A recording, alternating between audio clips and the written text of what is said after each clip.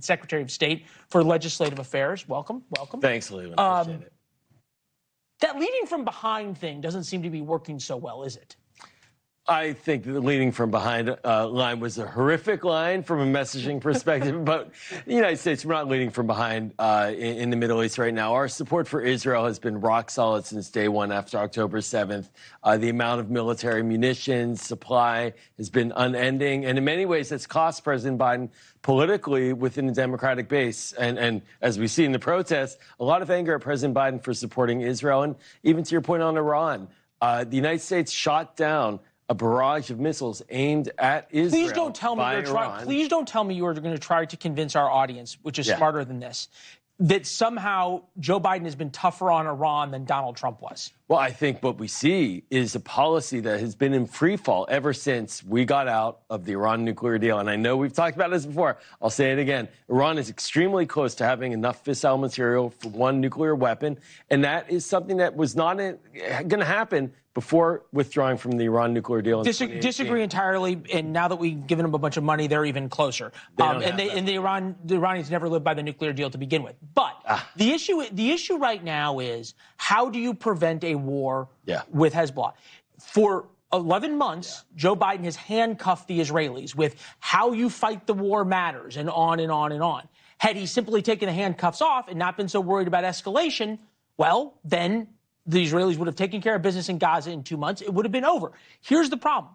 When will the Biden administration realize that the soothing, the everything's going to be fine, we need a ceasefire, no escalation, is the problem and is emboldening the Iranians? Well, I don't think this is the only argument that President Biden's made, but even the Israeli people have been arguing they want a ceasefire for a hostage deal in the streets of Tel Aviv. The defense minister was calling for that as well. Lebanon is separate. But Hezbollah, I will tell you that in the fighting with Hezbollah, it's unjustifiable what Hezbollah has done to Israel and its north. I remember decades ago living in Israel and seeing rockets coming down to northern Israel. That's scary. And the Israeli prime minister at the time, Rubin, said there will be quiet in the north. And the next day, Israel bombed into southern Lebanon, 500,000 refugees, and there was quiet in the north. Israel supports this, and I think the United States supports the kind of protection of Israel. Does not want a ground war, though. And Israeli people don't want a ground war. But by continuing to talk about the need for de-escalation, that they've been talking about for 10 months, that's not working. When is the realization that escalate to de-escalate, which is what the Israelis are now doing on their own, may be the only option?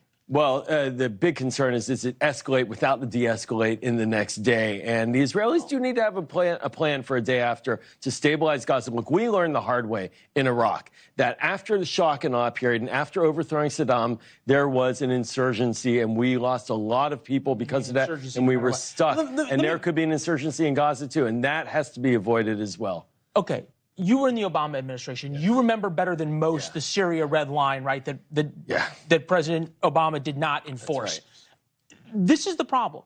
When America retreats and leads from behind, this is what happens. The bad boys of the world start acting out and say whatever you want. That you have the Afghanistan withdrawal, which was a complete disaster.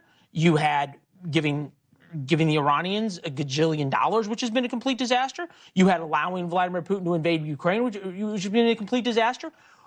When does the Biden team go, you know, we're going to think about this differently? Well, I'm going to wind the clock back even further. I was a civil servant in the State Department in the Bush administration. Oh, boy. We invaded Iraq. That didn't work out so well either.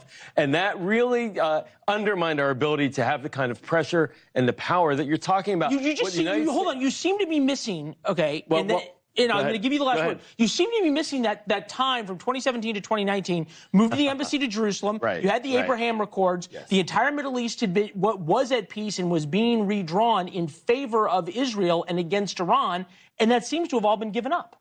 Well, no, that was not given up. The Abraham Accords were not given up. But unfortunately, during that time, Hamas was getting funded during the Trump administration. Hezbollah was arming during the Trump administration. Iran was advancing its nuclear program after the nuclear deal ended.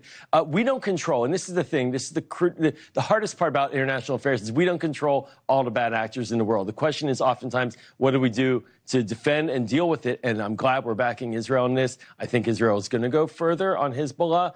I do believe that the rest of the countries look at us as the essential power, despite all the accurate problems, as you point out. Just yesterday, I told you I was going to give you the last word, not the last half of the show. I love this stuff. Thank you, Leland. Appreciate it. All right.